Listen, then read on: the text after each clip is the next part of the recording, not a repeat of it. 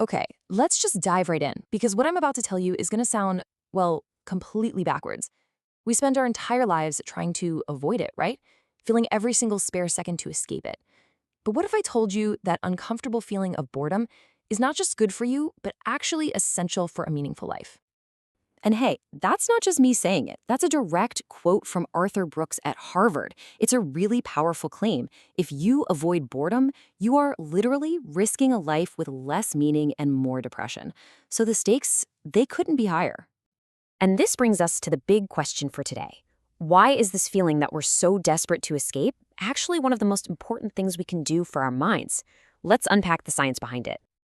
To really understand just how deep our hatred of boredom runs, we have to look at this fascinating and, frankly, pretty shocking experiment from Harvard. It reveals something really profound about all of us. So, the setup from psychologist Dan Gilbert was deceptively simple. Participants were told to just sit alone in a room for 15 minutes. And the only instruction? Do absolutely nothing. Just sit there with your own thoughts. Sounds easy enough, right? Well, here's the twist. In the room, there was a little button, and participants were told that if they pressed it, they would give themselves a painful electric shock. So they had a choice: sit there for 15 minutes with pure, unfiltered boredom, or get shocked. And the results, they are just wild. A huge majority of people actually chose the painful electric shock over just sitting alone with their thoughts. I mean, think about that. We are so uncomfortable with boredom that we will literally choose physical pain to escape it. Okay, so we've established we hate being bored. But why? What is going on in our brains that makes this feeling so terrible? This brings us to something called the doom loop of meaning. The key to all of this is a concept called the default mode network, or DMN for short. It's a part of your brain that switches on precisely when you stop focusing on the outside world.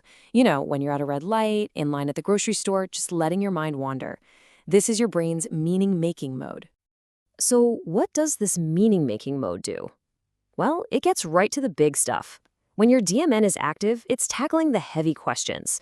What's my purpose? What does my life mean? It's where you have to confront those deep, sometimes really uncomfortable thoughts you might normally push away. It's crucial mental work, for sure, but it's not always easy. And this is where our modern world really comes into play. We have invented the absolute perfect kill switch for the default mode network. The second you feel that tiny flicker of boredom, that inkling of a deep thought, what do? You reach for the phone in your pocket. And that instinct creates this vicious cycle. Let's walk through it. A moment of boredom hits. You grab your phone to avoid the discomfort. This action blocks your brain's meaning-making DMN from ever turning on. Over time, you find less and less meaning in your life, which leads to feeling more hollow, more anxious, more depressed. See? It's a doom loop. Okay, so we've diagnosed the problem. We're all kind of stuck in this doom loop. But the good news is there is a clear prescription. It's all about intentionally and strategically reintroducing boredom back into your life. So here is your first challenge, a direct dare. The next time you go to the gym, try leaving your phone in the locker. No podcast, no music, just you, your thoughts, and the workout. Arthur Brooks swears it's in these moments that you'll have your most interesting ideas. All right, ready to level up? Try your commute with absolutely nothing. No radio, no audiobooks, just you and the road.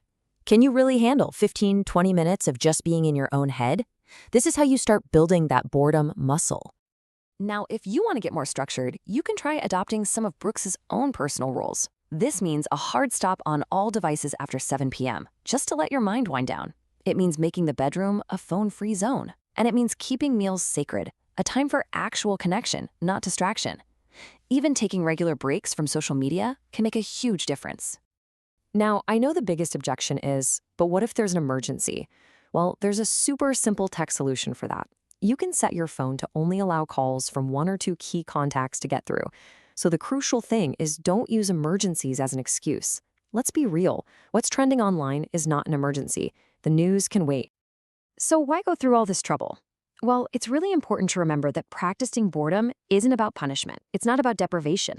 It's about the incredible rewards you get when you finally give your brain the space it's craving. So what's the real payoff here? It's profound. By training your mind to be okay in the quiet, you actually start to enjoy ordinary life more. Your job, your relationships, they all feel richer. With your mind free to wander, you'll spark way more creative ideas. And most importantly, you finally create the space to find real meaning and purpose. And all of that leads to one simple, powerful result. You get happier. Ultimately, this is a universal challenge we're all facing. As Brooks puts it, it's not just about you, it's about all of us. You need more meaning in your life. And so do I. It's a call to action for everyone in this crazy, hyper-connected age. So I'll just leave you with this one question to think about. The next time you have a spare 5 minutes and you feel that hand starting to reach for your pocket, just pause. What big idea, what personal breakthrough, what piece of meaning is just waiting for you if you only let yourself be bored?